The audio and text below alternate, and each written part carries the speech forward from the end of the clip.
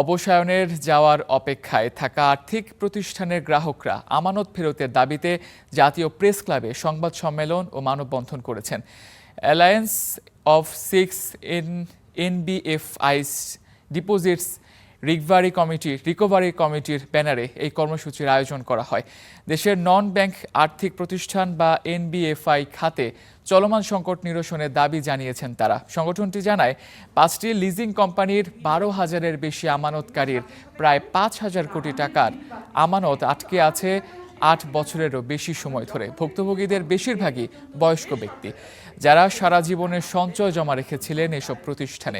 দ্রুত সময়ের মধ্যে তারা তাদের আমানতের অর্থ ফেরত চেয়েছেন, না হলে কঠোর কর্মসূচির হুঁশিয়ারি দেয়া হয়। বাংলাদেশ ব্যাংক যদি ঘুষ গ্রহণ করে আমাদের আমানতকে বিপদের মধ্যে ফেলে থাকে, তাহলে বাংলাদেশ ব্যাংকের দায়িত্ব হচ্ছে এটা পরিশোধ করা, কারণ তারা সেখানে ঘুষ গ্রহণকারী কর্মকর্তাদেরকে পাঠিয়েছিলেন। বাস্তবসম্মত যাতে হয় সবার জন্য, সেইভাবে আমাদের সেই জায়গাতে সরকারের কাছে চেতে হবে এবং আদায় করে নিতে হবে।